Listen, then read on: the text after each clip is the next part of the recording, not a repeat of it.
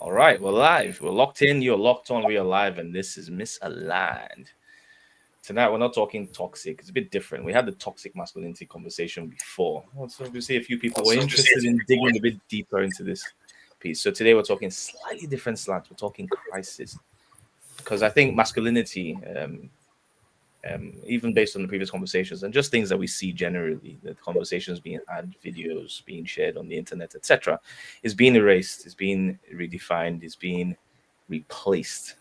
What? We shall see. Men are expected to provide, but they can't. We really just can't. We're expected to lead, but we're not trusted to do so. We're expected to be soft, but also be strong at the same time. It's like Schrodinger's man.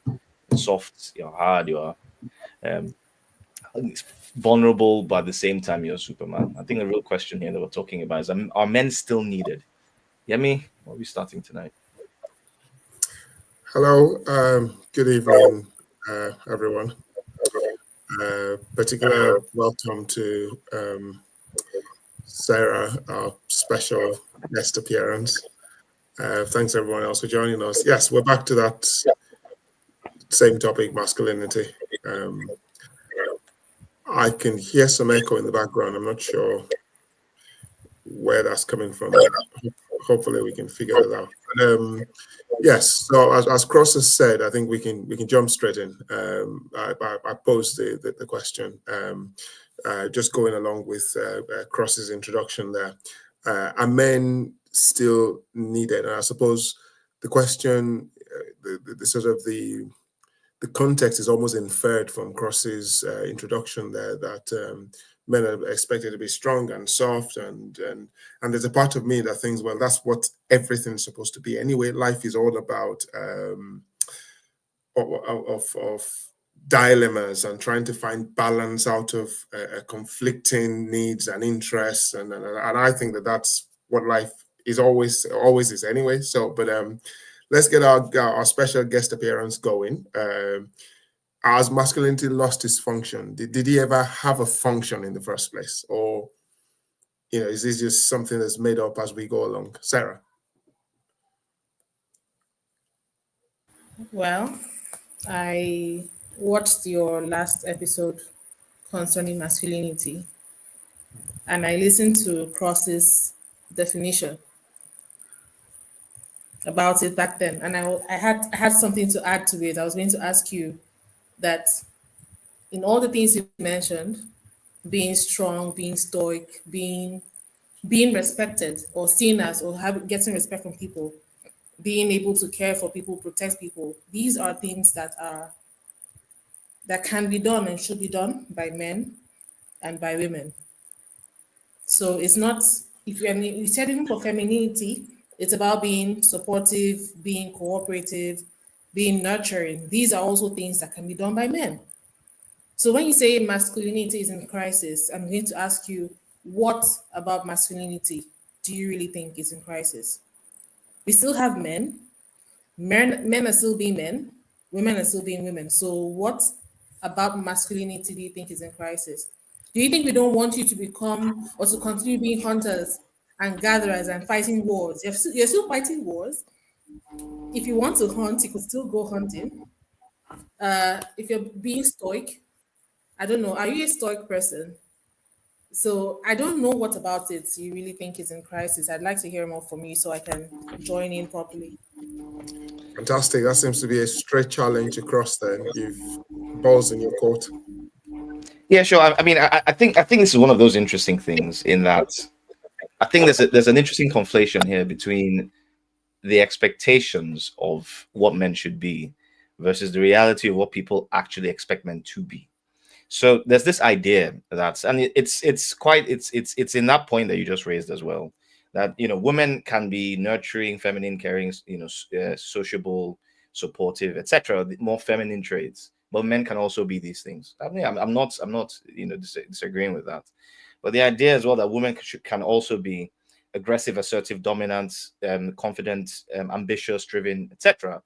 Again, I'm not disagreeing with the fact that anything could be anything. Humans are humans. We can be whatever we are. The question for me is more about the optimality of these traits and these decisions that we make.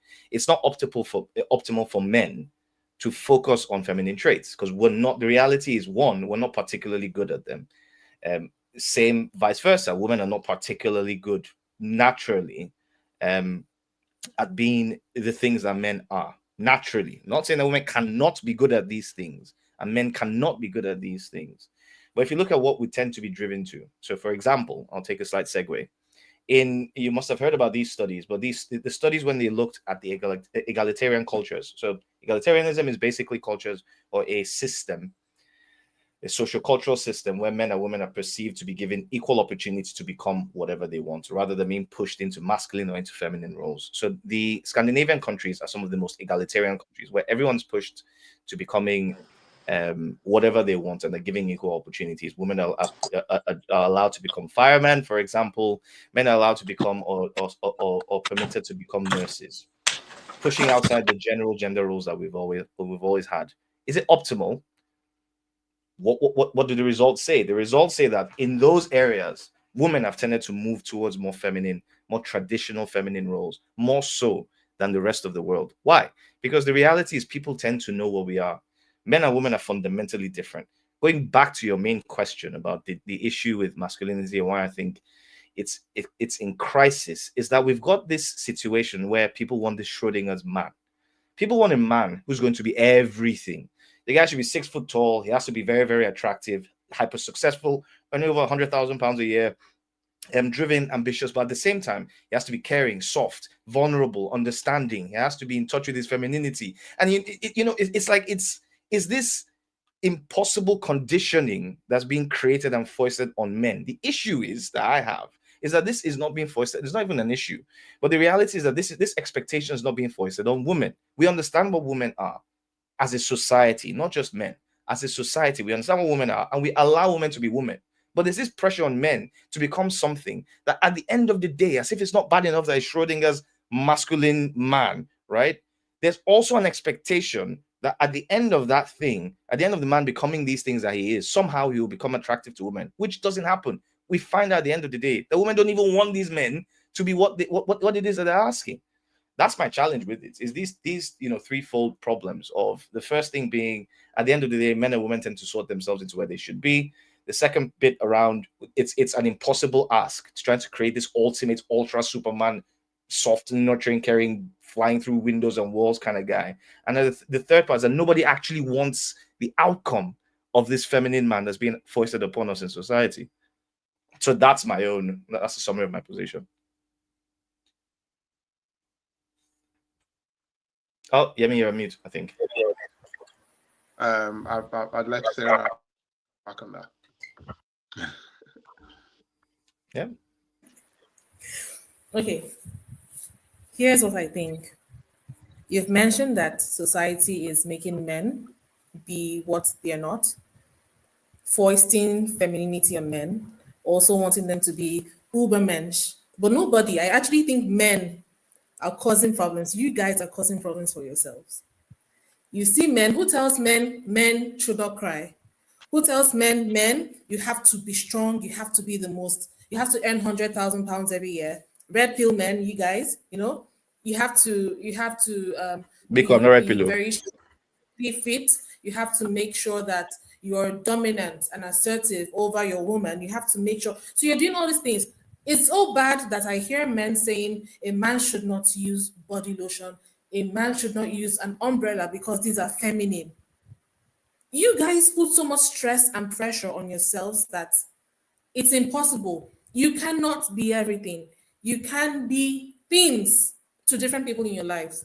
If someone else, somebody who is I don't know, a friend of mine might see me as, oh, maybe Sarah is really kind, she's helpful, she's playful. Somebody else who doesn't know me might see me as a snob, as very uppity, or it could be so many things to different people. So you have a way you relate with somebody. If you're saying people want you to be vulnerable, being vulnerable is not the problem. As I saw in your last video also, I was going to mention this to you. Being vulnerable is not a problem. I have never in my life, like right from childhood, I have never understood why a man would not want to cry. If you're in pain, if you're experiencing any emotions that make you feel like crying, by all means, cry. I've seen the men in my life cry. I don't have a problem with, even if you're not a man in my life. If you need to cry, cry. If you need to talk, talk. I think you know me, so I've always been someone that I think people find it easy to talk to. I don't have a problem sitting down just listening. Okay, just rant if you want to rant, rant. But if you tell me now that I'm going to see a man crying and saying, "Oh, this is what's going on with me," and I feel really bad about it, and and just breaks down, I'm never going to have a problem with it. So if you find yourself in a situation where you find the woman or people around you, you're vulnerable with them and they can't handle it, then all that has happened is you found yourself in the company of those people who cannot handle emotions. They can't handle it when you show all these things and they're like, okay, what do I do with all of this? And so they either freeze or they say the wrong thing. And that is just people being people. So if you say that masculinity is in crisis because the society wants men to still be strong and provide for all of us and protect all of us, at the same time wants them to be really soft and become almost like a woman. Don't be angry, don't be aggressive. These are all things. Okay, what's the point of you being aggressive? Are you going to be aggressive to people within your family circle or to an enemy? So what's the point of certain actions you take? What's the point of certain traits of masculinity or femininity? In this case, since you say men are being feminized, and yet people don't actually want men to be feminized. I think at the end of the day, if you come from a family, let's just use family because that's the basic nucleus in society, right? So if you come from a family where you're expected to provide, you're expected to clean, you're expected to be very, very respectful to everyone around you, you're expected to take out the trash, you're expected to do everything, be everything to everybody, do everything there is to do. There is no way you're going to be able to take that and still be normal. Why? Because it's a lot of pressure. And as far as I'm concerned, for the most part, men are the one putting pressure on themselves and on other men. If you guys could just relax a bit and decide to just be human, understand, and even if people try to like, why are you behaving as you're a man? You have to let people know I'm a man, I'm also human. Men are human beings. But you guys have decided to make yourself Superman and then cry about it.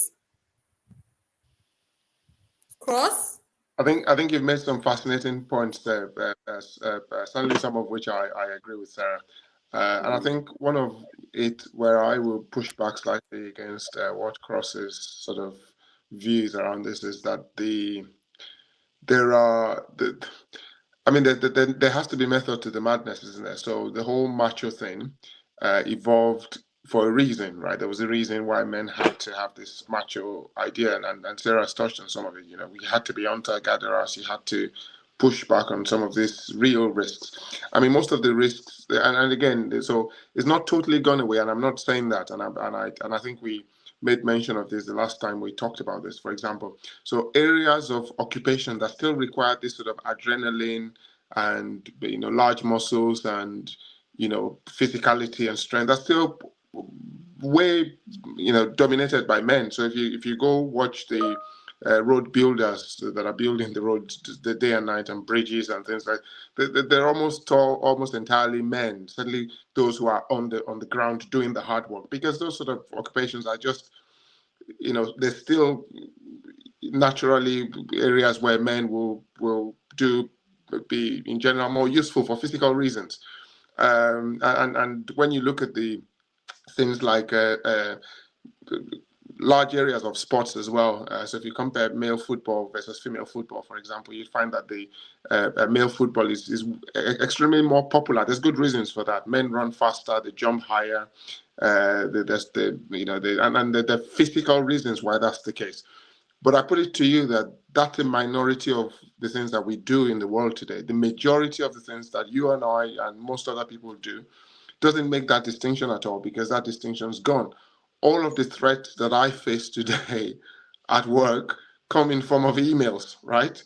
There's nothing about being male that makes me sort of in a better position to deal with those things than a woman. So what you then find is that masculinity or the macho advantage, it suddenly isn't there anymore. There's no, and more and more occupations are moving into that a category as we get better with technology and medical advances that take away some of the impediments that women have had in the past, like not being able to control their reproductive cycle. So what I'm saying to you, Cross, is that this is inevitable, and it's not a bad thing. It is a reflection of where we are as a species, and as we adapted to fighting lions and chasing antelopes, so we will adapt to responding to our emails and all of the other electronic things that we have to contend with day to day. So I put it to you that we are evolving in that sense, and that's not a bad thing at all.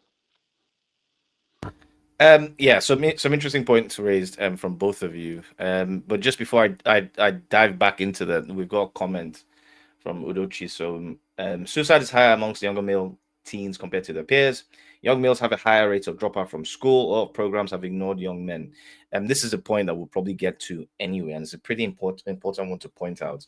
That men generally are being ignored in terms of what is required, and I can explain even some of the points that Sarah's put out are quite useful in explaining some of that as well, and some of the points you've also put out as well, Yemi, are quite important about how society has evolved. I hear this argument all the time, and it just still amuses me. I smile every time I hear it. But when we say things like, men shouldn't cry, or why shouldn't men cry? Men should cry. They should feel vulnerable.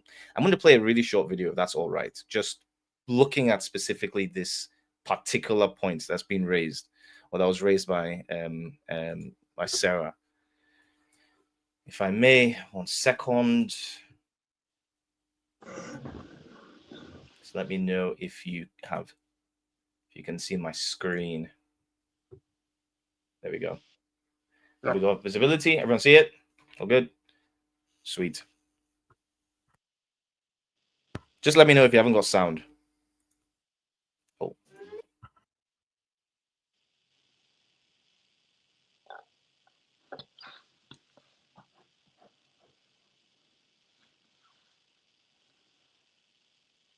I see that when I see couples, if it's a heterosexual couple, it's the wife who's like, I really want to get closer to you. I feel like we're a bit disconnected. Can we talk about this?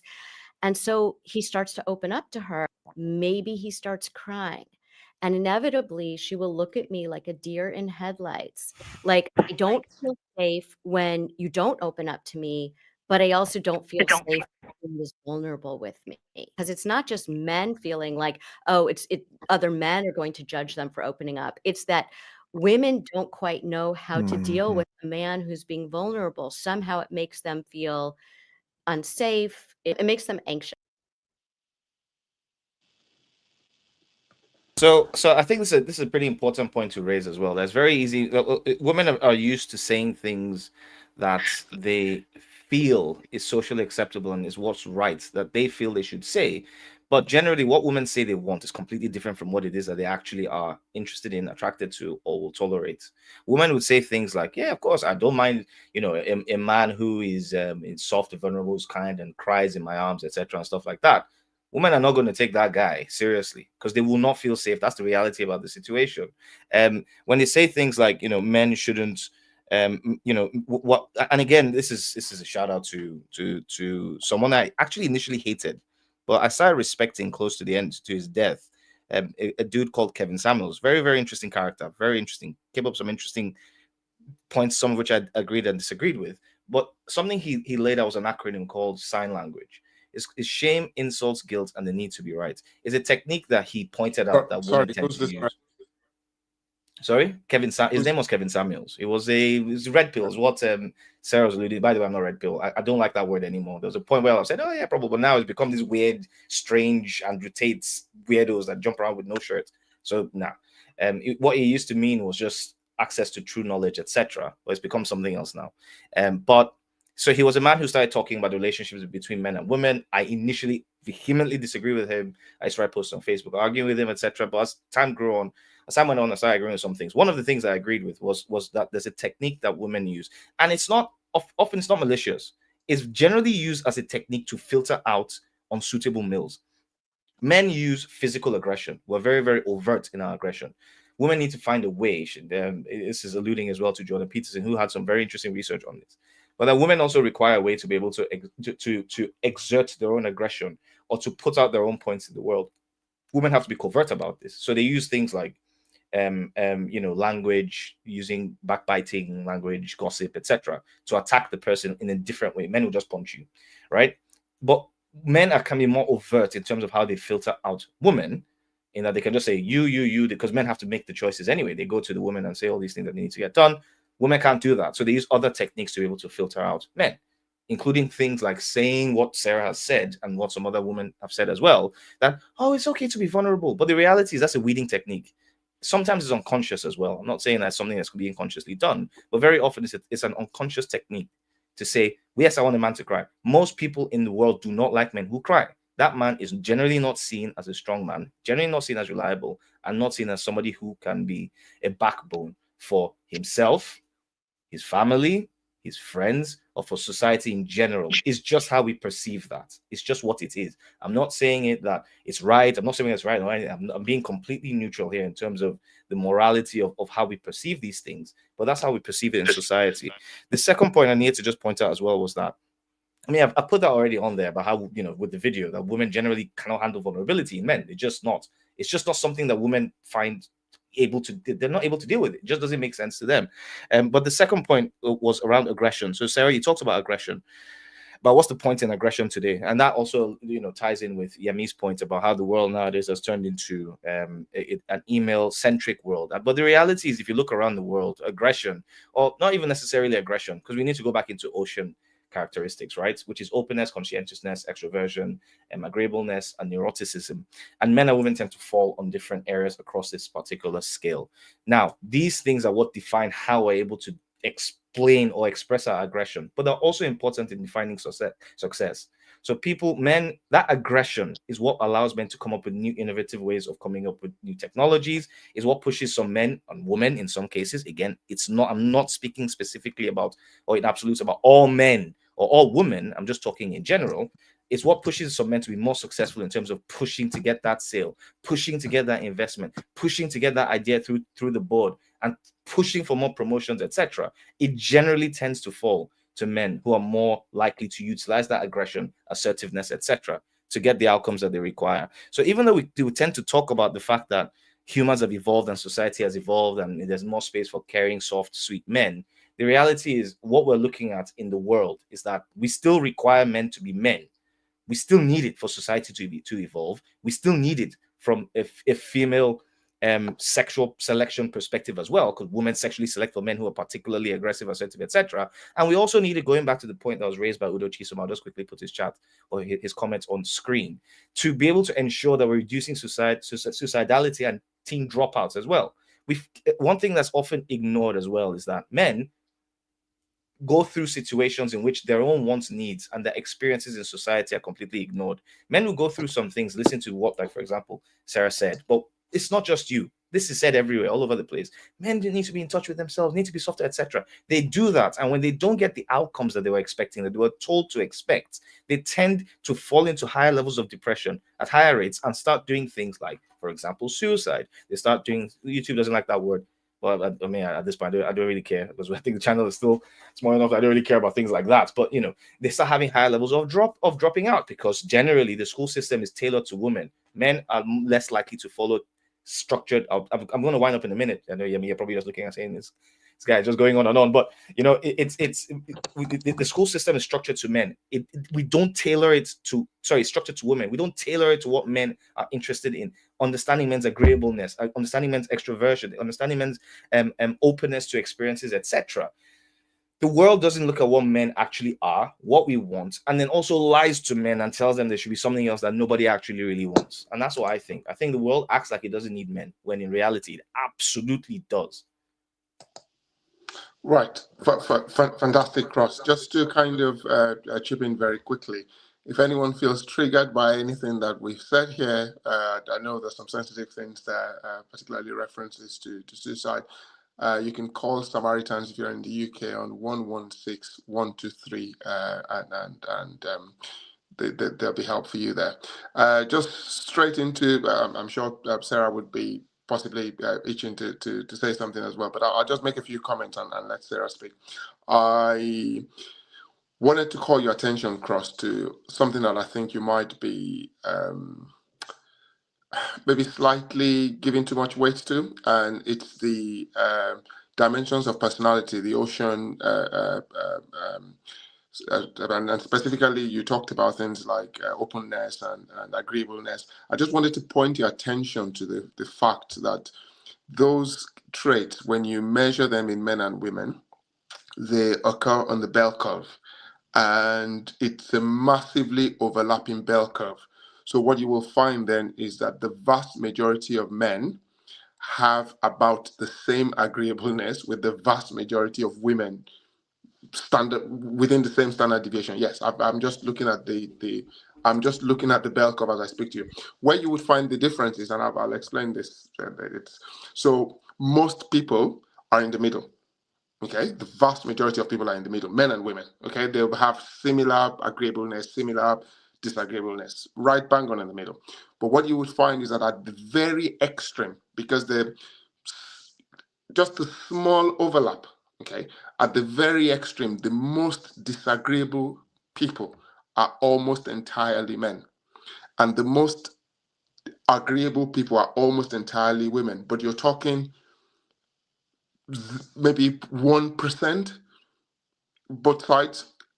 The vast majority, say something maybe like 60, well, you wouldn't say that's vast majority, but the majority, maybe something like 60, 70% are all bang on close to each other in the middle. This is how it works. This is how overlapping bell curves work. So then you would find that this idea that we're so different in our disagreeableness is not true. The average man at work and the average woman, they're closer than you're making it sound. Okay, they will be closer than you're making it sound. What you will find though is those are the extremes. The further out you go to the extremes, the more the difference shows. But for the average people, there's not much difference. So we don't digress too much. I'll just point out the fact that generally with these studies, especially with the ocean ones, they moved it out to 10 different traits, right? And those bell curves tended to look at those 10. What you need to take into consideration is the fact that these are multiple. Generally, we call this multiple regressions, depending on whether it's linear and whatever the different types. But you're looking at multiple different characteristics that you're different at. You take the fact that you're slightly different in one, slightly different, another, slightly different, another, slightly different, etc., would lead to a massive change in terms of your actual overarching approach to life, and that's what's happened between men and women. Our interests differ, even though again, I don't dispute that. I think you're right on that. What you're and even small changes on one dimension can cause big changes. But what I'm pointing out is that those particular changes, when you look at them and you look at how they are what they look like in the graph, there's no big difference in individual differences. But having said that, even though there are no big differences there, I take the point you're making. So if you think about someone who's got sickle cell disease and someone who doesn't have sickle cell disease, for example, the difference in their DNA is is almost unnoticeable, but it causes these vast differences in the way their physiology responds to oxygen in the blood and things like that. So again, the small changes sometimes can produce big differences. But I'm just pointing out that the difference in the temperament, when you measure the specific things there, the vast majority of people cluster around, male and female cluster around the same. Sarah.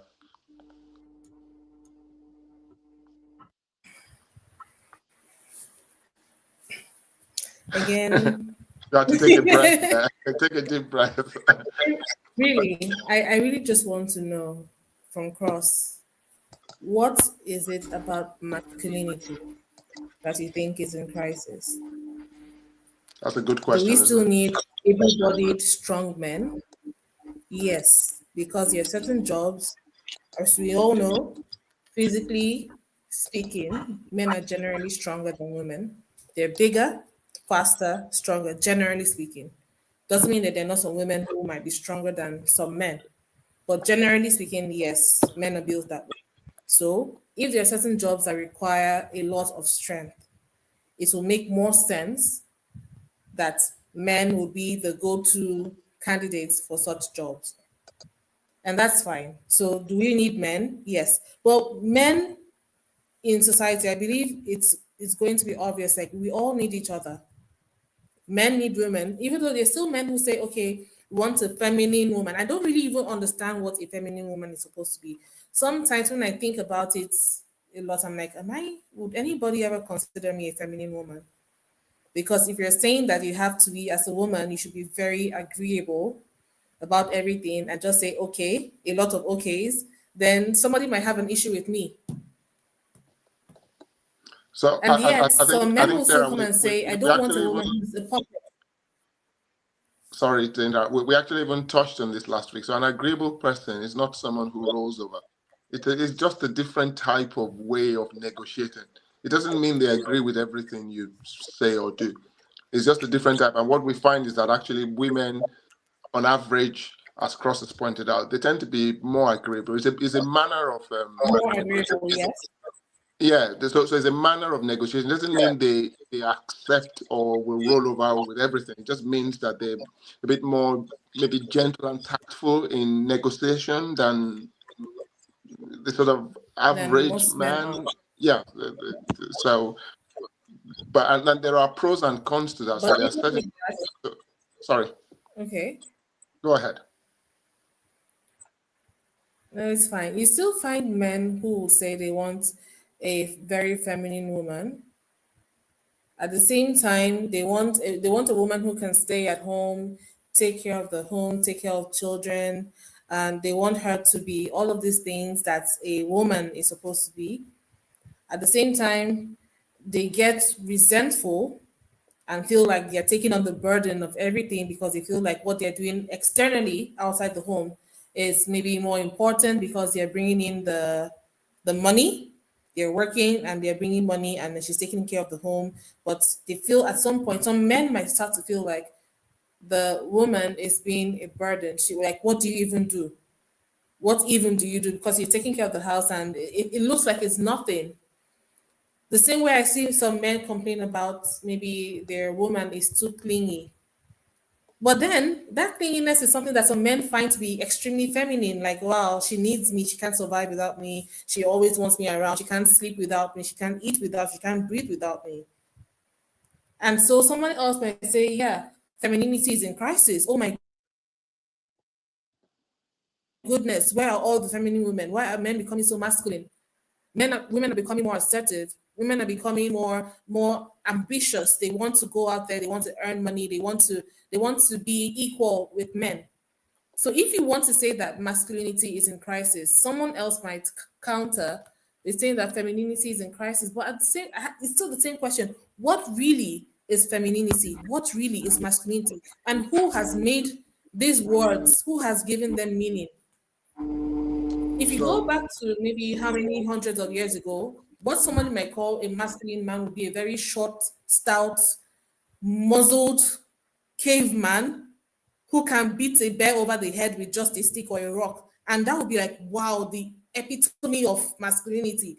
But right now, we don't need you fighting bears. We don't need you doing certain, you don't even have to, first of all, you have guns, so you could shoot instead. That's hopefully not the trigger. But yes, there are so many, like with technological advances, there are way easier ways to do certain things. So you might not need to put in even all your energy as a man into doing some things. Does that make you less of a man? I don't think it should. I think If that But it you're brings does. not, if It does though, right? I think that brings us nicely into the second segment. So we're talking about yeah, strength now. Is strength a problem? Is the show of strength a problem? Cross. Is this how you're perceiving how things are today? To a degree, I think Sarah's put it. I'll just fire over and cross. Excuse me, and no pun intended on that as well. Cross quite nicely into the current topic of, well, essentially is why is masculinity in crisis? For me, fundamentally, is the fact that we don't understand what masculinity is, which was one of the last things you said there anymore. We're confused because we're getting mixed messages about things like what should a man be, and it's being blasted on social media to the point where it's confusing to the average, to the young boys now who don't know what to look at and don't understand where they need to go. They're looking on to the left wing of society, which is telling them that you need to be soft, kind, be more feminine, be more nurturing, behave more womanly, etc. Be more feminine, in touch with your inner woman, etc.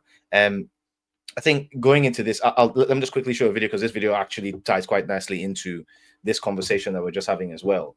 If that's all right, let me just do this really quickly. Can you just let me know once you just give me a bit of a thumbs up once you see my screen? Got it? Like that's what we've been conditioned to think, that if we're sensitive, if we're vulnerable, if we cry, if we especially to other men, that's just not okay. You know what I mean? And I'm not like that. I could be a tough guy, look like, people say I look intimidating because of the tattoos and all that, but like I have no problem being vulnerable and sensitive and being in touch with that side. A real masculine man, we use the phrase here as courageous transparency. So you have to be courageously transparent, not just to your family, but to your brotherhood. And when you can do that and you can be vulnerable, you're showing the intelligence emotionally that you understand that as a man, you can have those emotions. You don't stuff them down. You express them freely, and you understand that, hey, I am feeling this right now, and I need to accept it and walk through it instead of avoid it and shove it down. Because, when you do that, the repressed feelings is what really, truly eats up a lot of men and causes them to isolate, right? Like, So when I'm saying that masculinity is in crisis, I'm talking about the fact that these are 5 men who are sat there, one of whom would have been looked at with his tattoos, etc., a couple of years ago as being very, very aggressive masculine, are talking about these kinds of very soft things. This is not masculinity. I don't care how many words gobbledygook that they were talking about there. That's not masculinity. That's absolute nonsense. A man has to be the bedrock. A man has to be strong, reliable, dependable, consistent. That's strong, masculinity. reliable, dependable all the time. As much as possible, until the point where he can't anymore. At which point he's either dead or asleep. That's my own view about that one. No. I can tell. I can give you lots of other examples. And that's all the pressure you're putting on yourself. They're sick. For example, they've lost a loved one. There are many examples of where there's sometimes in life. I agree. I mean, there's some exceptions. You can be vulnerable and need help and show your soft side. Not just when you're dead. There are. I mean, it's hyperbole, right? I was being rather hyperbolic. Yeah, I get it. About it, right? So I wasn't being, I'm not being absolute about this. I'm saying in general. I'm talking in general. But we're getting the point, and this is my issue, is that things like this are being told to young boys. So they are now doing things like, for example, the adolescence movie is a pretty good example about that, of when a man becomes emotional. What happens? Because men are more aggressive physically than women, the way they display their emotion is generally through violence or through other systems like that. Because men are naturally, going back to the point I was raising earlier about how men and women express aggression, men express that physically, women tend to express that through verbal violence or backbiting, gossip, etc. Reputation destruction is what it was called as well. And the issue I have with that is that we're now losing this, to the point that even what Sarah raised as well was that about the definition of masculinity, how that's changed. It hasn't. That's the reality. The truth is that women still generally want the exact same man that they've always wanted 2,000-3,000 years ago. They still want a man that is 6 foot. Well, not even 6 foot. A man that's taller than them. Why do you need a man that's taller than you? It doesn't do anything right now in this world. But women are still attracted to men who are taller. Women want men who are slightly built or more muscular than they are or stronger than them. Why? Do you necessarily need that? Maybe not necessarily anymore. Women tend to want men who earn the same or more than them. This is even statistically proven. 1.56 times generally what women tend to want in terms of the income that a man is earning. The risk of the relationship ending is significantly higher if the man is not earning at least that much. And again, why does she need that? She's already earning on her own. Feminism has been able to create that position where women can earn what it is that they need to earn. This hasn't changed. This still goes back in time to how men and women have always been. Society has changed, but people haven't. Yeah, we continue to tell ourselves that people have changed. There's no evidence to this, and we're creating a world. People have changed, Grosso. So We again, I have think give me proof for it. Again, let me just flesh out that point. So I think you need to come away from this all or nothing thinking. So when you say something's changed, it doesn't have to take a total change for something to have changed. What has changed? So Manchester City won the league last season, and this season they're third. No, I'm just telling you something has changed. Okay, you might still say, well, but there's still what won has changed? A lot of games. I get this. Give me specifics. What has changed between with men and women and the places in society? So lots of things have changed, and you've referenced them yourself. So the men used to be hunter-gatherers and used to be physically the ones to protect. A lot of that has changed now. If a dangerous person rocks up on my door, now I'm more likely to call 999 than engage them in a physical battle to protect myself or other people. How's that changed? That's always been what it's always been. The strongest of society, the ones who go to gym, the ones who have the weapons, who can manage those weapons, whether those weapons are rocks, sticks, stones, doesn't matter, have always been the policing parts of society for thousands of years. This has not changed. Even going back to the Stone Age, I'm talking about 95,000 years ago. No. The point I'm making, most primitive societies. No. The point I'm making is that we have, as a society, more and more centralized these roles, such that the individual is no longer as responsible for almost sort of providing all of these services as we used to in the past. So, but to go back to your point about change, it's not a real change. But go on. I'm not seeing how that's a change. To go back to your point about women still wanting the same kinds of men, I don't think that's through and through true. But I think you've got a point there. Again, I don't view these things in this sort of black and white. It's either changed or not changed. You can change the degrees of change. Okay, you don't have to change from white to black for you to have changed. You had a little shade of gray, and then you've changed. So what has changed? What I said. What's changed? What I said. So lots of things have changed. So, for example, a woman still wants a guy who's taller than them and who earns more than them. You're talking more than them. Okay. In the past, the women weren't even earning anything at all. They stayed at home and looked after the child. The man went out and hunted and gathered. That's also not necessary. No, that's not true. No, it's not true. Even back to the because I hear this a lot, and it's also not true. Even back in the day, there were still women who are parts of society that were gatherers. So the resources that they used to provide, even as gatherers, sometimes, if the hunter could not provide equal or more resources, they tended to be pushed out of that clan or community because they were not productive. So they couldn't get access to the women either. So the point I am making to you is that what's always happened is that men and women have always cooperated, leveraging on each other's strengths and relative strengths and weaknesses. That's what's always happened.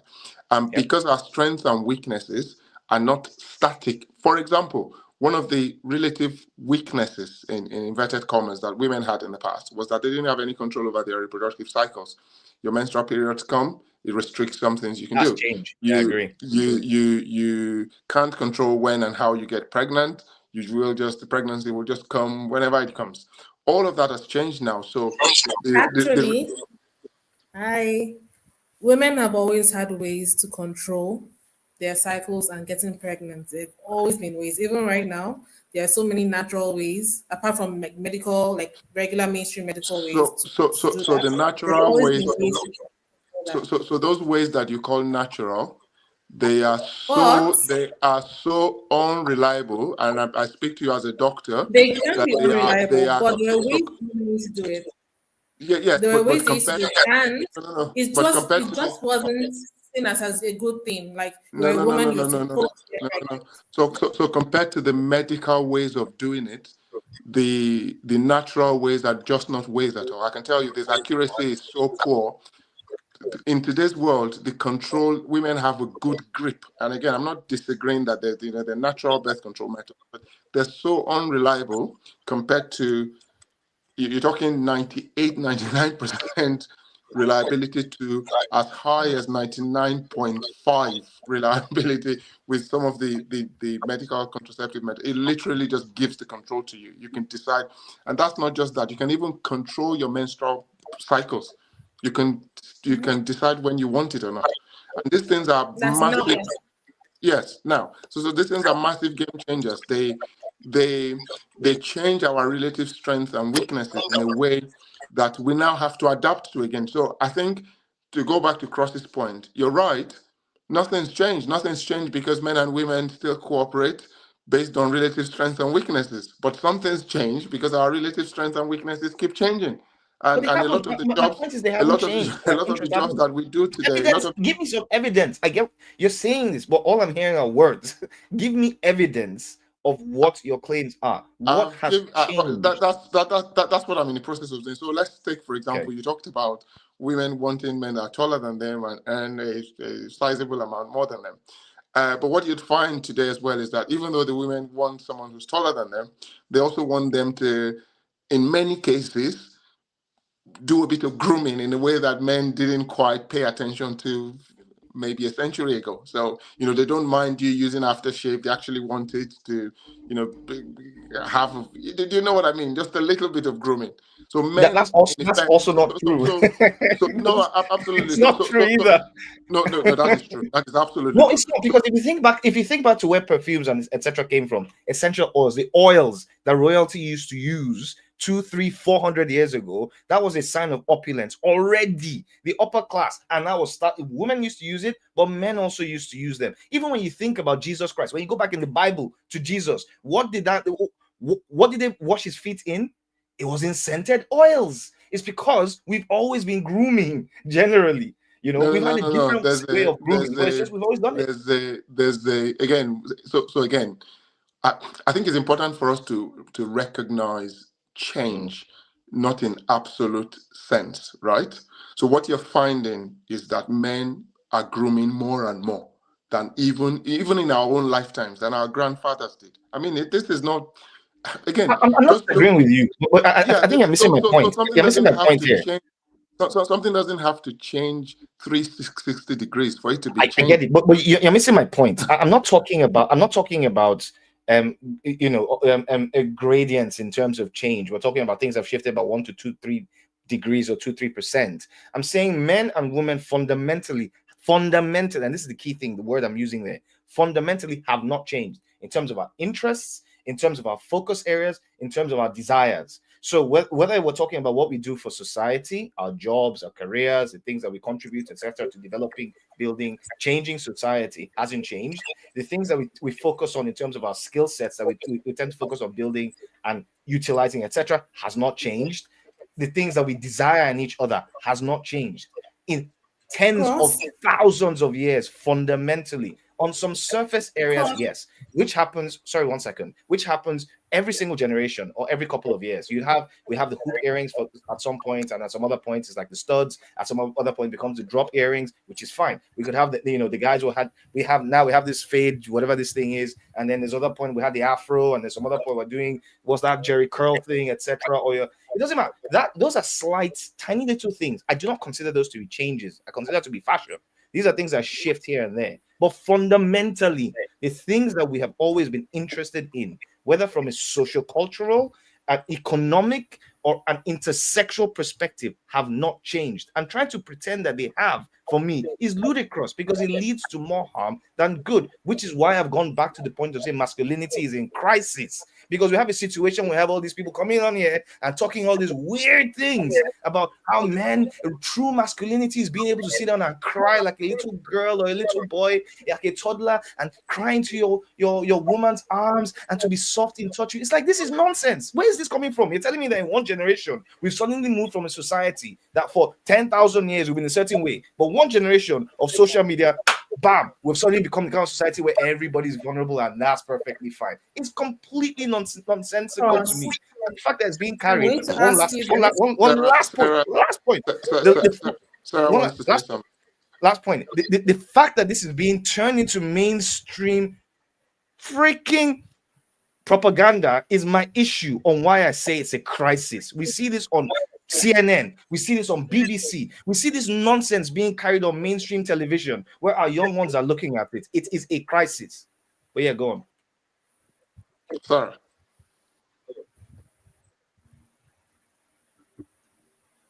So my question is, if we're really fundamentally unchanged as men and women, why is masculinity in crisis, according to you? If you say we Because it's still being want all the same things we've always wanted. Mhm. No, if you're saying that we still want the same things we've always wanted, we've really not changed, then why Yeah. is masculinity suddenly in crisis? It's in crisis The because it's thing being is, pushed. people Oh, have yeah, go the on. things we do these days in 21st century in 2025, we do things differently than we did in 1948.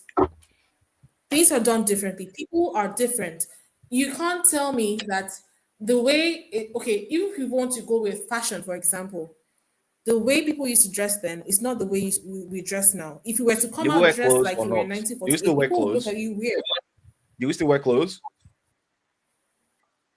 We We still wear wear clothes, clothes. but you see So that we wear clothes. We haven't stopped wearing clothes, but the clothing has changed. yeah, but that So doesn't mean we've things changed. change in We that still wear sense. clothes. If you're telling me now that women still want the man who is this and who is that, I'm going to tell you that women, yes, biologically, a woman wants stability, right? So you're telling me now that how can we say we want a man who is dependable and reliable and a bedrock, and yet we want him to be vulnerable? It's because in life, what is important? The most important thing in life is balance. You need to be a balanced person. So if you decide to make yourself a bedrock, an unmovable mountain, you're making yourself all the hard things, and then you're feeling frustrated, that is totally your fault. You cannot decide, okay, if society has said you should be this way, and then, oh, people have told me to be this way, and now you want me to suddenly change. That is on you. You need to be able to move with the times, move with what is necessary. Right now, if you know you're not going to war, if you're not going to war, for goodness sake, there will be no need for you to do certain things. If certain things are not very necessary right now. Sorry? No, I think I'm with you, Sarah, because what I am saying here is that I think the ideas that Cross is putting forward is actually more, it'll cause more problems for men than not. Because the view that I take is that what's happening is that we are changing. Okay, and again, I know Cross doesn't like that idea because it seems to me that Just it's prove it. no, It's not I don't like. I don't care. again, I just like evidence. I just want evidence. No, I just want evidence. I don't care. again, yeah, I'm an evidential person. Give me proof, and I will say, yep. I'm an economist, right? I'm a data person. Give me data. So I am used to hearing Can that. I explain something? Yes, Sarah, you can. You know that you know that you've mentioned stuff about women wanting a man who is very strong, who can protect. But right now, I we didn't know say that that, you're but most yeah. likely not going to have a knife and a gun in your house. If you say, oh, we want somebody who can fix everything everywhere, we don't need to ever call a handyman, that's not true. Because I know that you're not going to know everything. You're not going to be able to do everything. You can't handle everything. You don't know everything. If you're a doctor, you're a doctor. I'm not going to expect a doctor to be a plumber. So if a female Would plumber you is prefer your man to know available how to and clean? she can Sorry, handle the job, give her the job. If a man can do it, give him the job. Whoever is able to do something can do it. Would I prefer what? So, would you prefer? Would So you if you're prefer able to, the exact same man, right? The exact same guy. It's the exact copy. We'll just make two copies. There's a duplicate guy. One guy's here. The guy is still the same guy. Just split him into two. One guy can do carpentry, and the other one can't. Which one would you prefer? Can do what? Sorry, say the Carpentry. question. He can fix things around the house. Plumbing. I'll He be can with the do. guy I like. Reason we have No, again, carpenters. that's exactly what I said was what photocopying the guy. It's the exact same guy. It's just that one guy knows how to. It's not about it. Do I need a carpenter in my life? No, just give me a second. It's Do the same I guy. need a carpenter? If I'm Give me a focused second, on right? my Wait. desire for a carpenter Just, man, then of course I Sarah, go for the carpenter. Sarah, give me a second, right? So you have this guy, right? And then this is like in Thanos world, when Marvel DC universe, it's like some super splitting, atom splitting thing. The guy's the perfect guy, chisel chest, perfect guy for you that you wanted, intellectual, smart, successful, whatever, right? Then the guy walks into this device and the device copies him. So you have two. However, one of them is really good at doing his eyebrows or doing people's eyebrows. And then the other version, they're the exact same guy. Everything else are the same skills, same capabilities. It's the same guy. He just walked through a thing and they became two of him, right? One is really good at now doing eyebrows. He can do the best eyebrows in the world, do the best eyelashes. The other guy is really good at doing plumbing and carpentry. So he can actually fix things in the house when they're broken from a plumbing and carpentry and electrical perspective as well. Which one do you pick? Let me change that question around for you. What if I'm the one who can do those things perfectly? Don't Plumbing change and it first. carpentry. Answer my question and then you can change it. No, I'm just going to change it because the same thing is No, this. but You know how many women answer there the are in the question. world? There are so many women right now who would I go get with it. a man who can perfectly do their I eyebrows. totally You know get why? it. But Because let's for go them, to the idea of hypothetical. not having to pay for their lashes and their Wait, eyebrows would be like wait. heaven. But I'm asking you, There's so and that's many what I'm women asking who you. would choose that. No, but I'm asking you. So Okay, Cross. you've got those two. Choose Okay, one Cross. from those For two me, people. if you're asking Yes. me who I would choose, I will still tell Yes. you the same thing. If it's the same man exactly in the same way, I'm going to still choose the one I like, the version I like. No, but it's the same. It It's the doesn't same matter man. whether he can The do only carpentry difference. or No, the the other. only difference.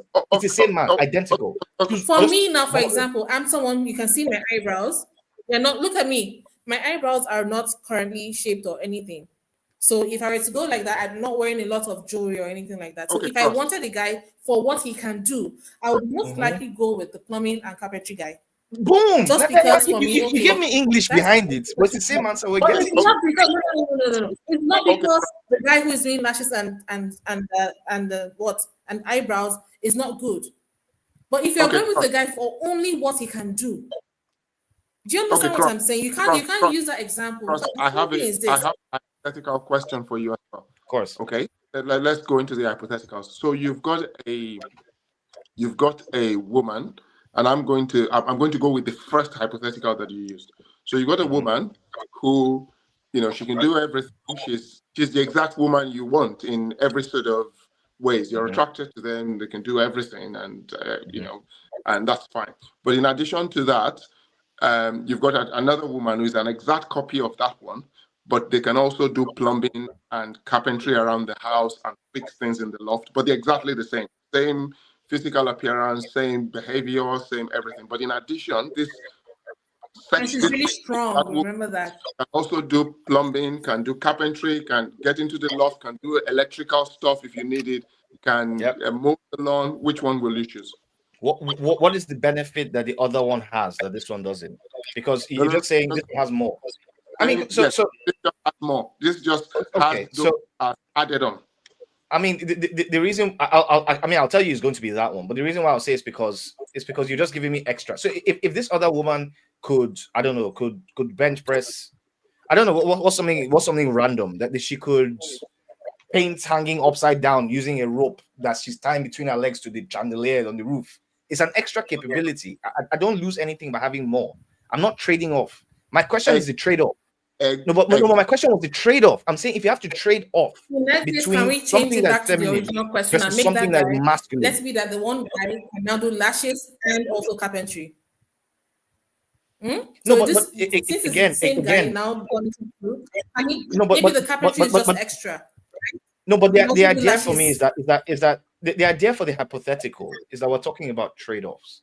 So if we're trading off between feminine characteristics and masculine characteristics, generally speaking, women would prefer the masculine characteristic in the man. Okay. Men would prefer the feminine characteristic. Carpentry and plumbing is not a masculine characteristic; it's a skill. What do you mean carpentry and plumbing is not masculine? It's obviously it's like plumbing are skills. They are not a masculine characteristic. Did you come into the world the masculine skills? The masculine skills, no? Can I give you the trade-off? So you've got, and I'll use exactly yours. You've got a woman who can, again, exact same copy of what you like. We copy them. One is very good at lashes, extremely good. The other is very good at fixing things at home. I'll take the one that can do lashes because I can fix things at home. I'm quite good with my hands. Do you think that's what? What if you can't fix things at home? I think most men would prefer a woman who looks good over a woman who can do plumbing. We have already said both of them look exactly the same. No, but again, the one who can do lashes is probably going to be better than the one who can't. So that copies, but that one's going to look slightly more aesthetically pleasing because she's better at doing those things for her aesthetics, right? What if the one who can afford to go to a beauty parlor and get the lashes done? Don't think this way. It's cheaper to pay someone to fix your lashes than to pay a plumber. I'm sure you know that. Okay, and so it depends on the lashes. It depends, but you get some men will take the pragmatic view that this makes economic sense to have someone who can fix things at home. We can pay for the lashes. So people think about this differently. I'm not saying your way of thinking about it is different. I'm saying most men will pick that woman with the lashes over the woman that can, because you have to also think about what comes with the woman that can fix plumbing and do all those things. That woman's going to be more aggressive. That woman, sorry, if I may, just like 30 seconds, Sarah, sorry, but that woman is more likely to be more aggressive. She's more likely to be more muscular. She's more likely to be more. It's not true. She's more likely. I didn't say she's 100% going to be. The thing, you have to make sure that you couch the thing. No. It's not true that she's more likely. Again, I'm not saying she is. What you said. A plumber. It's true that she's more likely is not.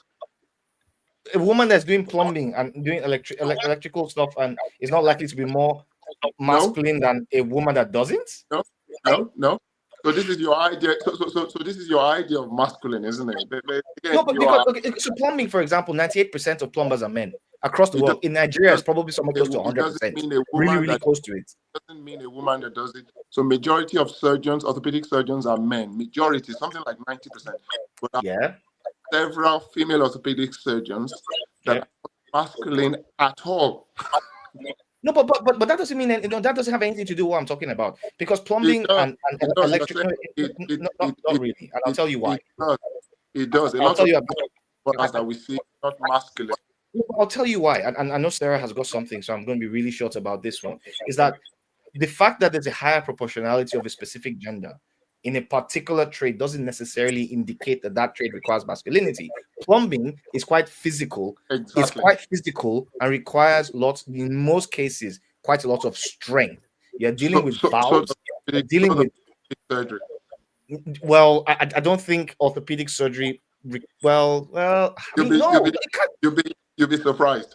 I would be, and I'm more than happy to, because this is something. Obviously, I've not studied, orthopedics to a degree that I can talk with that much confidence. The thing, but I can say that's harder. I can say it's harder to deal with. Let me. So what we're finding is that, and you're right. Again, I think the difficulty in having this conversation sometimes is that I am not disagreeing with you 100%. So, and sometimes it's hard to argue when you disagree with someone to an extent. So I agree that some of what you're saying is true up to a point. Okay, but you're taking it to be true all the way, and this is where we're I need to reiterate again. I'm not speaking absolutes. I never speak in absolutes. Quick point, then we can let Sarah speak. But the point I'm making is that, and as I've made from the start, is that in a sense you are correct that a lot of these jobs out to be very masculine. The reason they do is because our technology is limited and we use a lot of strength to do this job. Okay? As we become more and more technologically advanced, right? Whether it's plumbing, whether it's carpentry, whether orthopedic surgery, we're getting better and better technology that is increasingly compensating for the need for this masculine sort of traits. And that's what we're finding in a lot of this profession. But we're not finding that. The evidence doesn't show what you're saying. It's my point. The evidence doesn't show it. It's the opposite. It's not the same carpentry 50 years ago. But it's the same. But I'm saying this is the opposite of what's happening. So what you're saying, I get it. That I understand that the sentiment and the feeling should be that.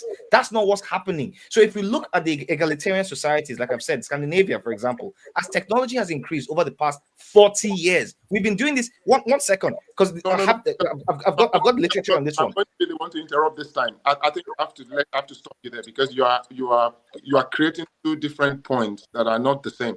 So I am not saying this egalitarian society that you keep bringing back to this particular thing I'm saying is totally irrelevant. It's not. I can tell you why. It's the basis. That's why it's irrelevant. Let me tell you why. Consider what I'm saying. So the reason it's irrelevant is I am not saying as many women are going into plumbing and carpentry. That's not what I'm saying. I am saying it is increasingly becoming easier for women who want to. Whether they want to or not, that's a different issue. I may still not want to do it. But what I'm telling you is that it's increasingly becoming the need for this macho strength is eroding every day, and that will continue to be so. And that's why women who want to. It's easier for a woman to be a plumber in 2025 than it was 50 years ago because But of they the don't want to. So what's the point? I mean, who cares? If they don't want to, then who cares? Is my point. well, They don't want to. but it's important for you to know that it is easier for them to do it if they want to. It's easier for everybody to do everything that we've been doing the past 100 years. Everything, and I mean everything is easier. It's easier for them, and women can do it. There are very few jobs I can think about now that you can say women can't if they want to. The technology is bridging the gap significantly. But they're not doing it though. So sorry, Sarah. I mean, yeah, I've been eating all this. But that's a different issue. They're related, but they're different. I feel like I'm eating all of the space and time. So Ross, literally, I'm going to remind you of one thing. In Nigeria, at least I think at least both of us grew up here. So if you say that, I'm sure you realize or remember that there are certain jobs that will tell you this is a job for a man. This is not a woman's job. So imagine going through how many decades, how long of societal, I don't know what's the word now. You've been conditioning, yeah, that's the word. Indoctrination. So you've been conditioned to knowing that or believing that these jobs are not for women. And even when you have an interest in it, everybody is going to be your family, especially your own parents, everybody around you is going to be like, why are you doing this kind of job? What is wrong with you? How can you be doing this? You're a woman. You're not supposed to do this. You're not supposed to. So if women now are coming out and saying, you know what, I actually have an interest in this thing. There are so many people, even for something as simple as acting. Do you know how many, in fact, acting was equal to prostitution. If you go into acting or modeling, in fact, you are just a prostitute. That's how things have been. So imagine people now saying, you know what, I know I'm not going into prostitution. I want to go into acting. I want to be a model. And now now that even right now, that's even supposed to be considered a feminine thing to do, right? Yeah, so it is. you are Women train on beauty, not men. You're a model, you're acting. What? Men don't trade on beauty. Women do. We can't trade on beauty. We can't use our looks. So you say, and that's you're speaking in absolute. You're speaking in absolute. Come on now. So see, life is not black and white. No. There are certain things that I was going to ask you before. If I am a woman, right? Somebody might see me and be like, okay, I am maybe, I don't know, I'm quite fleshy. May say, okay, I'm busty. I might have a big butt. I might have a small waist, and I know how to cook and I know how to do all these things. Yeah, imagine me being this person, like in quotes, a man's dream woman. But you have that version of me that's just that. I know how to do all those things. And then you have the version of me who might not be able to cook, but I'm very, very, as in my critical thinking is, I can help you, I can give advice, I'm very, very analytical. And then you're going to tell me now, if they ask you who you're going to pick, you're going to say, no, you prefer the woman who can cook because she can cook, but not. Yes. And that's if you it's a no-brainer. That would be your choice. For somebody else. That's most men. No, listen, for somebody else, the person who can give him, like, you can actually have a conversation with, a very intelligent conversation, might be more important to him than a woman most who men can are cook, not picking that. because food is not his priority, and he knows that even Most if he men are wants not food, picking that. there's so many chefs in the world. You hire a chef. How do you know what most men are picking? Because there are multiple different surveys around this, first of all. And second of all, look around you. So there's anecdotal evidence, and there's also significant amount of survey information around this. It's clear. I mean, the evidence for this is clear. For me, what I would think that right now in 2025, a man not marrying a woman simply because she cannot cook is going to be a very dumb person. Shame, insult, guilt, and they need to be right. Shout out to Kevin Samuels. No, it doesn't need to be right. Because I'm trying to say that people often? are different. People have different priorities. If you have a woman who is really good to you, you know she's good, you know you really like her as a person, but your only reason for not going with her is she cannot cook. In 2025. No, it's not the only reason. No, it's not. It's and this 2025 thing. No, Again, we're just talking about 100,000 years. Like 2025 is like, what does that? You can do plumbing and carpentry, and I told you that those things, that is not a very important skill to me to have in a man. Okay. Because I know that there are actual plumbers and carpenters I can call. Now, would I like a man who can? Oh, maybe the bulb is burnt out. Can you fix it? Yes, I would. But do you know the funny thing? I do that myself. great. I kill Well, if you could cockroaches. have a man I that kill could do spiders. that I don't versus you have a could do your problem doing latches. certain things. If I have a man, for instance, who is scared of cockroaches, you know what I'd do? I'd probably laugh, but just be like, "You're scared of cockroaches. Why? Because I could be scared of spiders, and he's not." So we are two people. We have to have you just live a balanced life. So this thing with masculinity being in Would crisis, you as far lose as I'm respect? concerned, Can Would you I lose respect for a man can I ask that's Cross afraid of another? spiders? Can I Yeah, ask go you on. another? So you have again. Feel free to just ask me to bugger off if this is getting too hypothetical. But I just wanted to challenge your. I just wanted to challenge your fundamental idea and see if I can come up with something that would. So we have two men, right? Mhm. One man is totally useless doing anything physical. He can't change a tire. He can't fix a light bulb. That's bad. But he's got wads of money. And you've got this other guy who doesn't have anywhere near as much money, but he can do everything a man can do. He can stand in front of the door and protect you. He can lift anything. He can change anything, fix everything, and he can build a house with his hands from scratch. Who do you think a woman's going for? In fact, The woman who, let me that the first man who's very rich is also a little bit feminine, like he just behaves a little bit like a woman. So But I'll tell you what the woman will do. I'll tell you, the woman will marry the guy, which one do you think will be more and then popular? she'll get on, right? That's what you're and going then to say. she'll bang the other guy. So the woman would marry that first guy, and she'll bang the second one. That's just what's going to happen. I'm going to be honest. That she would stay with it, and it's the truth. And we see this every day. There's lots of evidence for this happening out there anyway. And there's also lots of logic and there's lots of research on this one as well. There's the mate switching hypothesis that's gone around this one. There's lots of evidence. There's lots of conversations about this that talks about that. Women will pick that one for stability, and then she will go to that other guy. So it's You the think she classic wouldn't rich pick man the and the rich poor guy boy for issue that stability? we've always had in lots of books. Sorry, say again. You don't think the woman would pick the rich guy for stability, at least financial stability, and then That's what I said. maybe So fool around with she will the she will marry the rich one, and then she will start for having an relationship, affair with a the other one? secondary relationship affair with the other Yeah. guy, and that's what happens. It's the point. So you think It's he's the going to have reality. an affair with the other guy because he can fix a tire and then No, fix because he's light bulbs and competent. do He's plumbing and carpentry? competent, and he's competent and he's attractive in ways that women naturally are attracted to. It's just what is going to happen. Because already, I know, Sarah. Plus, Like, I think the place no, where sorry, wait, Sarah, here. Sarah, 1 second.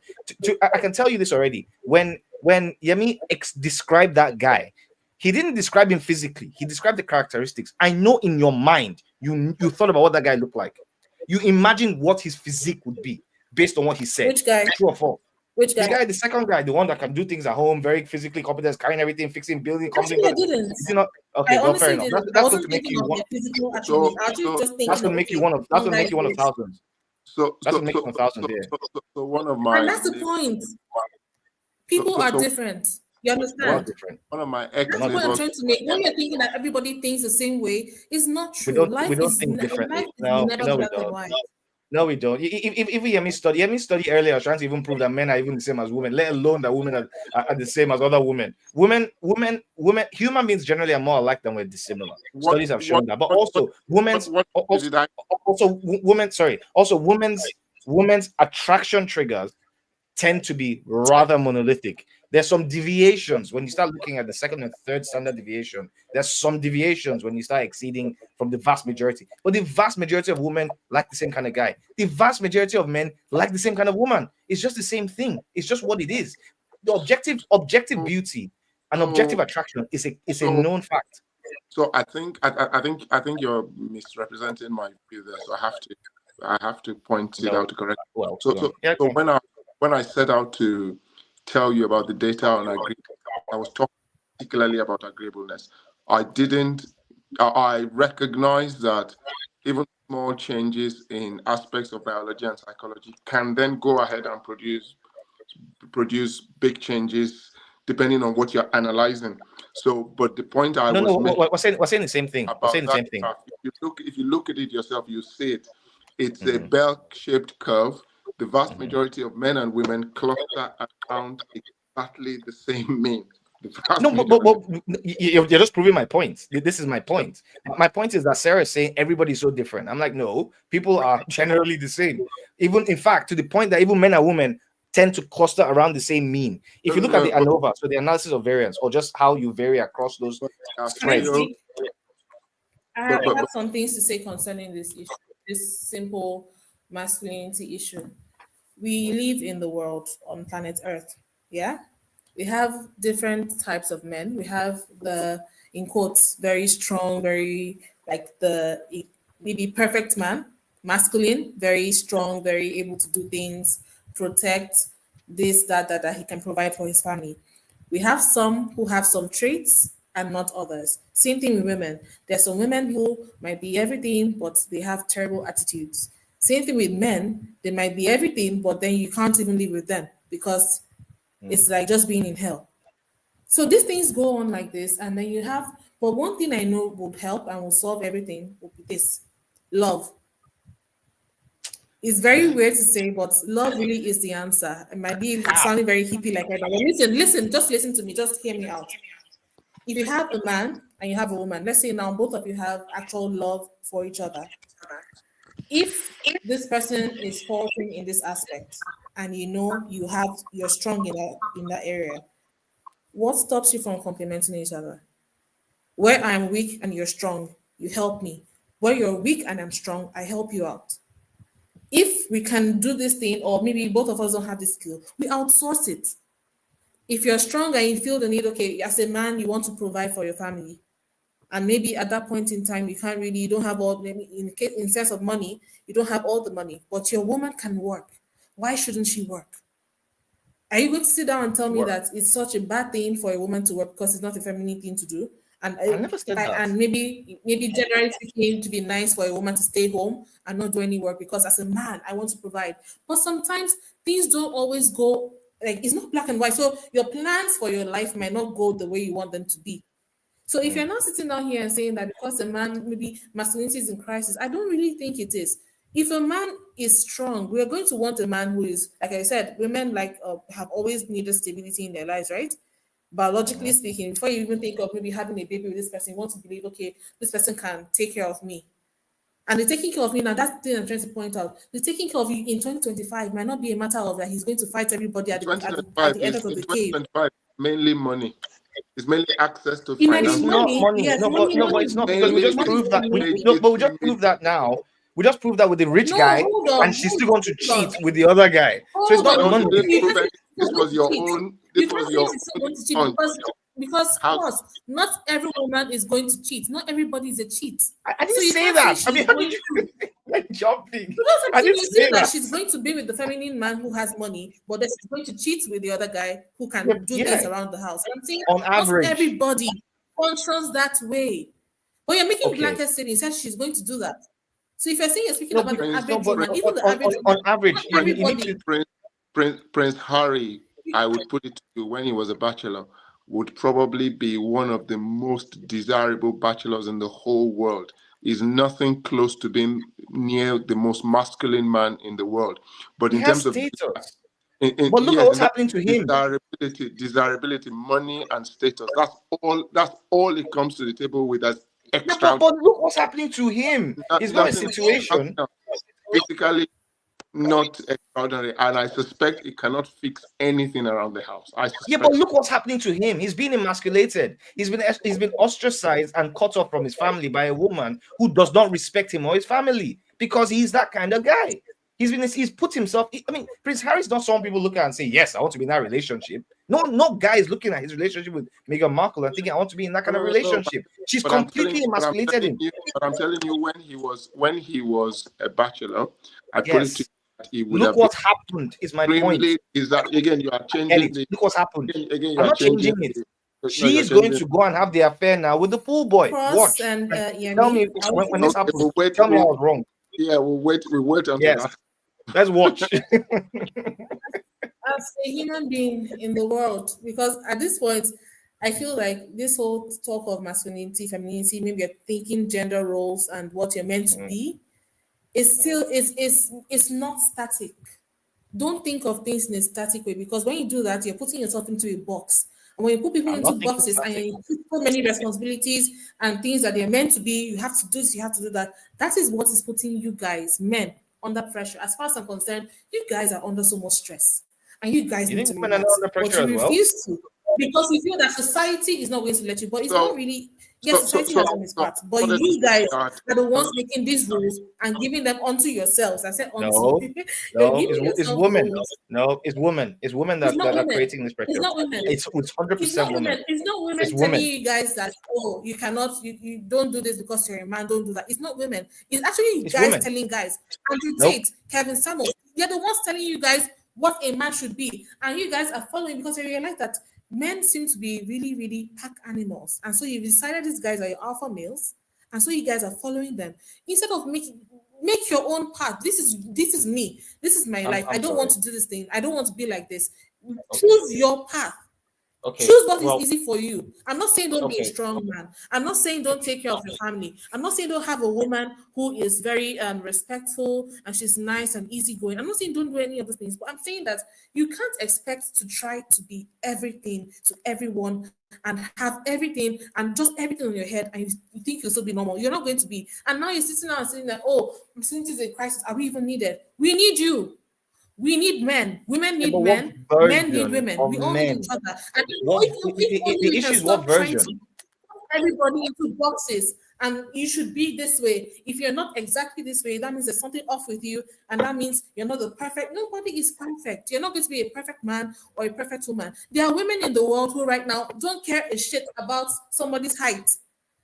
I'm not caring about your height. We don't care whether you can fight off robbers. I don't want you to fight off robbers. If ever I were to be in a situation where I'm at home, my husband is there, I have children, and he wants to go to the door and start doing, I'm a man, I want to, please, at that point, it makes sense for you to calm down, do what they want you to do, and just stay calm. Just because if you go fighting, the man also, on the other side, he's also a man, right? He might also want to show you that he's an alpha male, also want to prove to you that, oh, you think you're the man, but I'm the man, and I also have a gun. So at that point, you need to have balance in your life. At that point, the way a woman will protect her family, and that's not even being feminine. I just think it's common sense.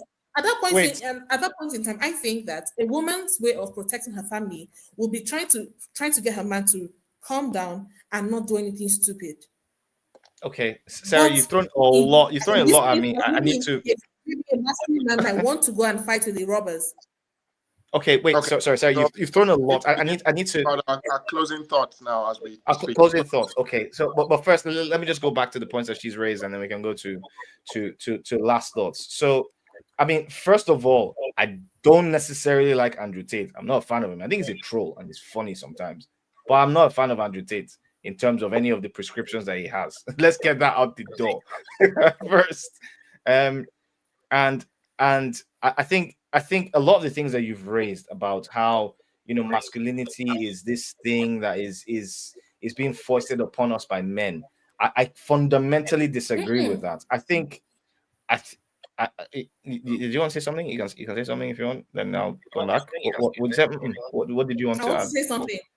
Go for it. I want to say something. I want to say, listening to me is simple. A man is a man. If you're born male, this is not me trying to go into this woke and gender thing, yeah? But if you're born male and you have the characteristics of a male human being and you grow up, you've grown up to become a man.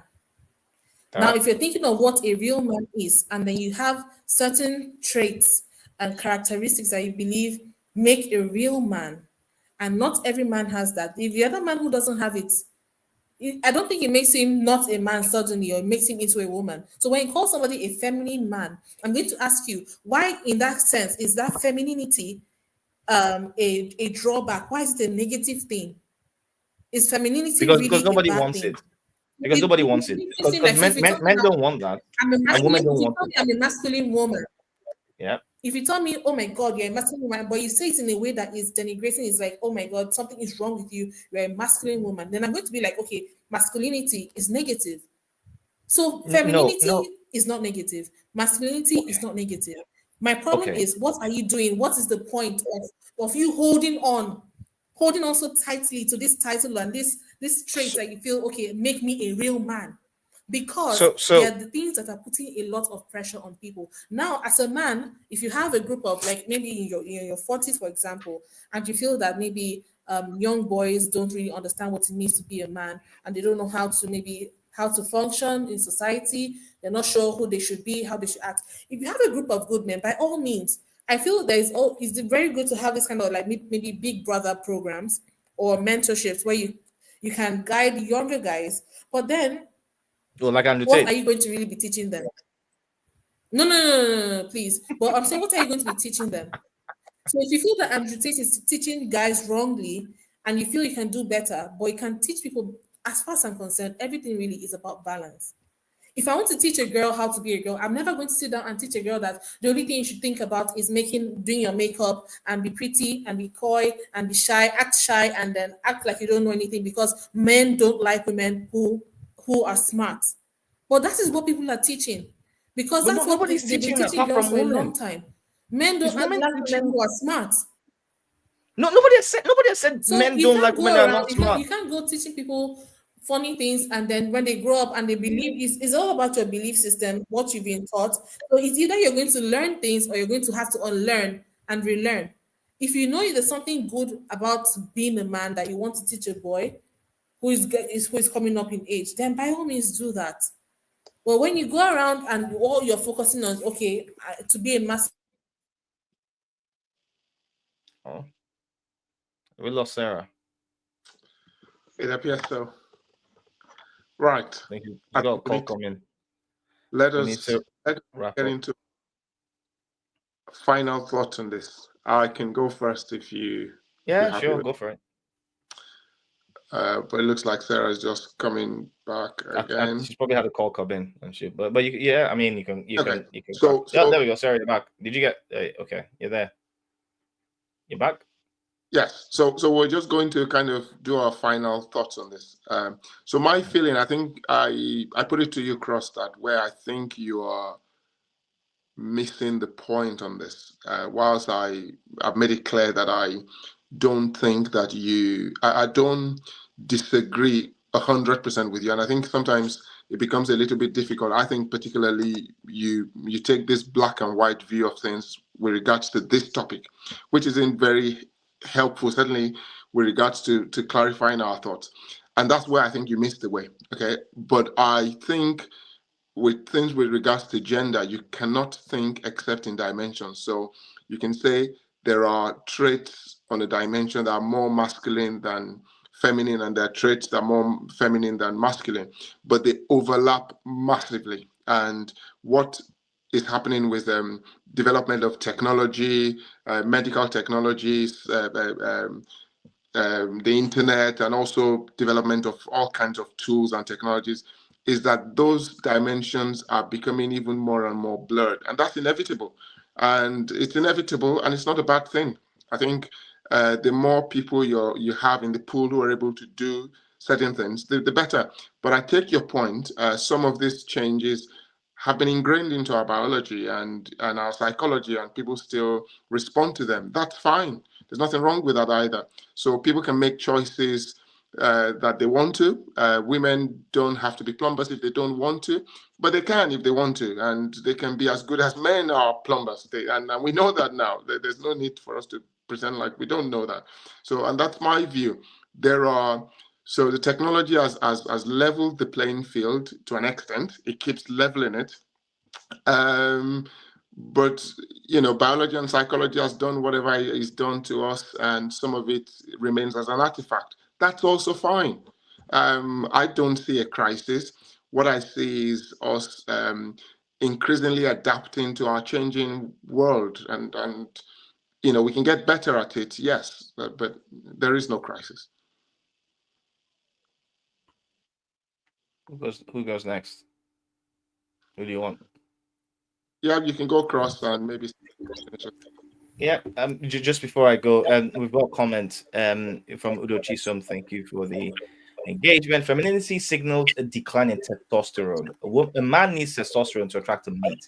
Needs testosterone for a lot of functions, even ambition. Thanks for this episode. Shout out to you, Udo. It's been obviously always a pleasure to have you here. I think my closing remarks are it's a couple different things. We've this has been a very interesting episode. I've thoroughly enjoyed having Sarah give her own thoughts, because it's been very interesting hearing the almost the cross-sectional sort of analysis that we've had. The first thing is, to the point that you raised, Sarah, about saying a bit more feminine masculinity, which ties into the overall view I have. It's like, well, is there anything wrong with having a feminine man, or anything having wrong with a masculine woman? It's like, well, there's nothing wrong inherently with either of those terms. The same way there's nothing wrong with having a gray orange. And by orange, I mean the fruit. Yes, gray is all right. There's nothing wrong with being gray.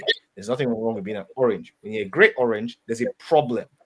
And then this is the challenge that I look at when we start thinking about things like feminine men and masculine women. It's a challenge.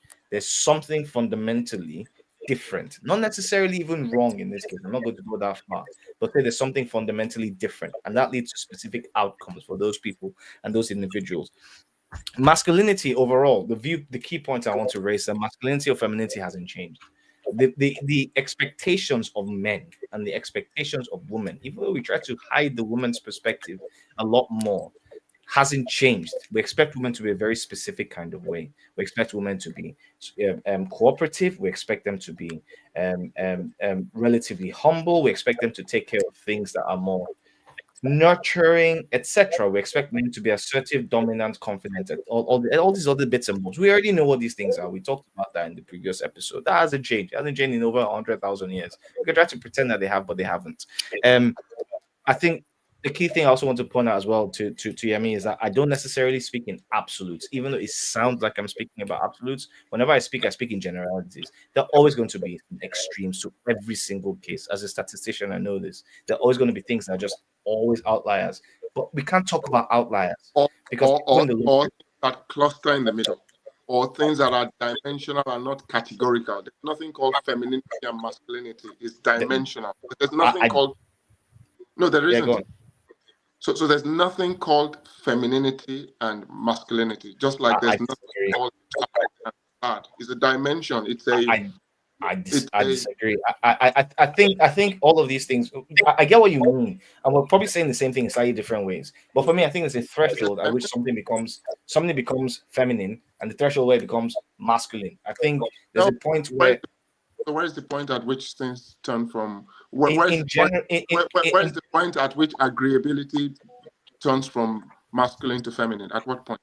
In general, I think you have to have. We tend to use almost a I won't say bimodal, but you need to use, in my head anyway, how I see things, just so it makes sense to you and to everybody else who listens. What the graph looks like, that it's two bell curves where yes. The majority are right in the middle, and that I know that curves. So the area of both of them that are covered is close to 90% that are overlapping inside the curve. I know. So at what point does disagreeability become masculine? Again, I'm just asking you. For me, what I'll do with something like that is to combine the data points, look for the mean or the mode, and then look on both sides and start determining at which point it starts becoming more feminine or more masculine. And there's going to be a point where it's neutral. What the mean, again, this is what I'm showing you. That the majority. I get that. But you need to take both. So we can't use that graph. And I don't want to go too statistical for everybody, because I don't know who else is watching and whose understanding of this is. So it'll be a bit unfair. But generally, for me, it's like. Let me just chip this in. Sorry to hijack your closing thoughts, but I think go for it. Is that some things are categorical, some are dimensional. So when something's categorical, you can't treat it like it's dimensional. I'll give you an example from medicine. Someone might either have cancer or they don't have cancer, right? Yeah.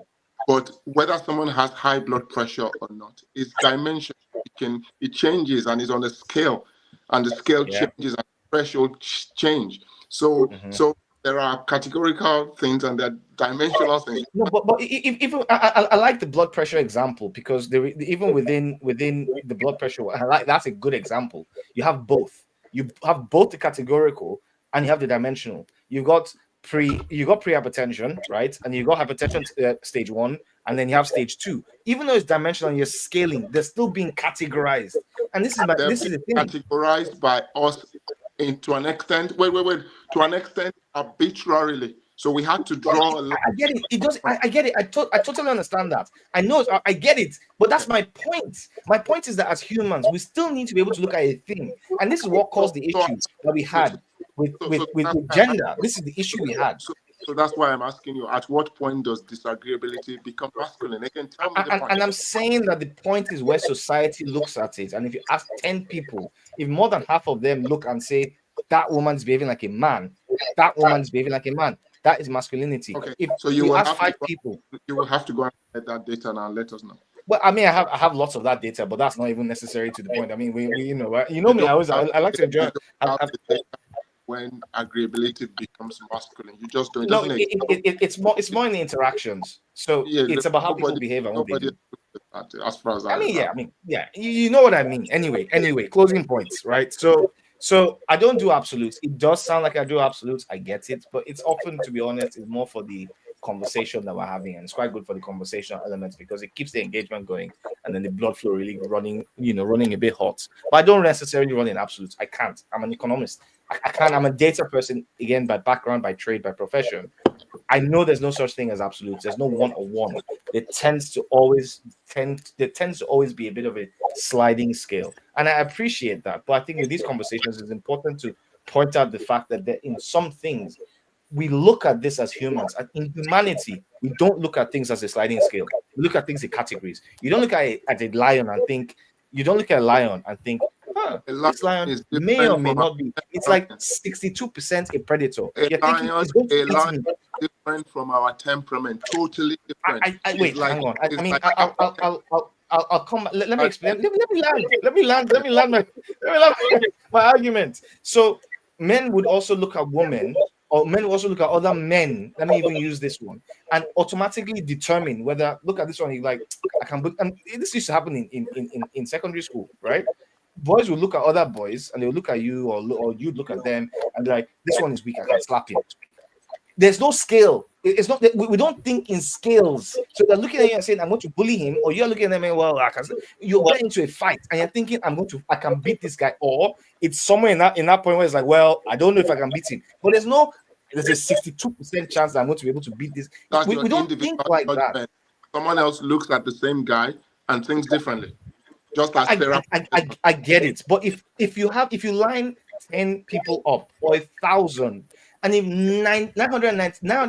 900 of them say, I can kick this guy's butt, it's likely that guy is probably weak, especially if it's a random sample. Do you get my point? And this is my same issue that I'm talking about right now. Well, the situation where we're looking at these kind of conversations, where those people, for example, on that podcast, we're talking about masculinity, about how new masculinity is crying and being vulnerable, and all this kind of nonsense, without talking about anything else. They only focus on you need to be able to cry and be soft and be very, very, very meh, without talking about, well, in addition to that, you also need to be reliable, dependable, assertive, confident, somebody that is driven, ambitious, etc. Ignore all that stuff. We're just talking about crying and being soft as being masculine. We have a bit of a crisis because this is not the first time I'm seeing this. This is one of many different times I've seen this. We're in a position where the world has turned into a situation where it's normal for people to put down masculinity and shove it, push it, and continue to push this idea that femininity is desirable for men, whether from a sociocultural perspective or an intersexual perspective. And I think it's fundamentally wrong. And closing off at the end of this, I think men need to. I still have my own closing statement. Sorry, just a final point. To Udochi Som's point about the suicidality, and again, just taking if anybody has any, YouTube is going to put this underneath anyway, so there's going to be contact depending on what country you are. It will give you some support. So please, if you are ever thinking about any of these kind of things, please click the link and follow the support that's available. But men need attention, and they need attention in the right way. We've got to the point where Andrew Tate is what people are proposing and people are accepting, because we've seen so much of this nonsense that someone like Andrew Tate has to come out. He's like an action figure from the 80s. He shouldn't be on TV now, but he is, because the pendulum has swung so far to the left that we've lost the definition of what being a man is. that we're thinking being a man is being soft, and we're arguing about whether a man should put makeup on his face or he should be doing plumbing or all these kind of things. And it's like, well, should I? Would I accept one? Well, maybe I could, because my eyebrows are not necessarily done the way I would. I'll take the man. It's like, is this a real conversation? Do you know what I mean? We've got to that point where this is the real conversation in society, where masculinity is no longer being appreciated for masculinity, and we have to find a way to fix it. I'm going to be doing the best that I can to make sure that this viewpoint is raised. And I kind of close my case on that one, Sarah. Final word, Sarah. I'm first going to start with a question about what parts of masculinity, what's the things, or what things do you think are possibly no longer needed from men? Just before I finish up, just yeah. So for me, the issue has always been the fact that it's being presented that the more masculine, traditionally masculine aspects of men are being presented as being no longer needed. Society and social media and all of this are pushing it at being assertive, being dominant, being ambitious, being charismatic, being strong, being driven, being reliable, dependable, stoic, etc., are no longer desirable. And that's the issue. So that is how we've always throughout history defined men. If you're saying that those things aren't required anymore, are men still needed? And my argument is absolutely yes. okay. I think that this concept of masculinity, just like femininity, is a really, really serious social construct. Like, we made it what it is as human beings going over the centuries. At some point, it was masculine for men to wear heels. Yeah, a fashion thing, but men would wear heels, men would wear pink. That happened. But now it's like, that's a very not masculine thing to do. It was men who It's started a social construct. So, yes, men are the ones who started wearing heels before women did. So if we go by these things, it's still it's something that we as a society have decided on what is masculine. But guess what? Because women found taller men more attractive, so men had to wear heels. One thing is this, yeah.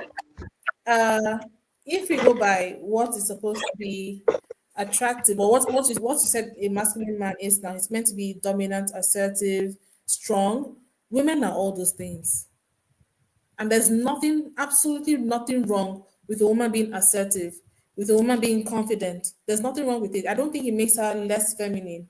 And that's why I'm saying that this idea, your idea of femininity, or someone else's idea of masculinity, is just a social construct. People in this area might even think masculinity should be this thing, while you people in one area think it should be another thing. True. Yeah, but generally speaking, define femininity. Yes, define femininity. the world has become up with a global village, so we've come up with, now what's going on is, okay, ideas from the West. Define femininity, Sarah. Sarah, define femininity, please. Let's not get back and forth. We're running out of time. We're about 1 hour. Yeah, so I feel masculinity and femininity are social constructs. I feel that times are changing, so we might not need you. We still want you to be strong. Yeah, but the strength we need might not be the strength of you going to kill a bear with your bare hands. So it's different. It's still there, but it's different. So be strong, be whatever. But the way we're saying that things are changing is that the level, or the we don't need to use your hands to break a rock. You have machines for that. It doesn't make you less of a man. It doesn't mean you're less masculine because you're choosing to use a machine to break something instead of using your hands and a hammer, giving you extra pain, and then straining in your body, and you're going to meet a doctor at the age of 30 because you're trying to do certain workouts at the gym that are unnecessary or maybe even harmful. You're doing the wrong way, but I'm a man, I have to be strong. So they're just things that, yes, be a man. Men are needed. Men are needed. I'm never going to say, and this is me speaking as a feminist, I have never been a misogynist. Men are needed. I love men. Yes, there are bad men in the world, same as there are bad women. So I'm one who's never going to come out and say, oh, women are all awesome. But this is a line, as I said, a graph, a bar, whatever it is, but they are great. This is a gradient. There are levels to these things. And so if you want to talk about being masculine and saying that somebody who is doing something in particular it means that they've lost their masculinity. I think it's just wrong. I think it's just wrong. And it's sad to see that men feel they're not needed. And I think most of the reason why you feel you're not needed is because a lot of you are resisting change. When you resist change and you feel like, oh, the world doesn't need me anymore, or you feel like maybe in the case of maybe a profession where you feel like, oh, nobody needs me writing with my, or even a typewriter. What we just need you to do is what's the word I'm looking for? But instead of using a typewriter, you're using a computer, right? I mean, using a computer right now, right? Mm-hmm. But it doesn't mean you're not needed. You've just changed your skills. You're still typing, but instead of working with a typewriter, you're working with a computer. So that's really it. Change, adaptation, Change. but still being strong. Right. On that humorous note, And change. that's it from me. I think we've had a fascinating discussion, and I think we still have different perspectives. I think those perspectives are fun, but I think we've left. I think we would leave here with a better understanding of each other's perspectives. Certainly, I feel that I understand the perspective. I think we will have this discussion again in maybe a different guise. I think this is not going to go away. I don't think we dealt with all of it, but we're 1 hour 45 minutes in. Thanks everyone for listening again, and I'd say let's do this again. Yeah, thoroughly enjoyed it. Yeah, next time I'll be bringing more interesting. You'll come with your data. Thoughts. Oh yeah, I mean I have it already. I'm always ready. Right. Thank Thanks you, a lot, everyone. then. Signing out. Same time. Thank you. Misaligned as always.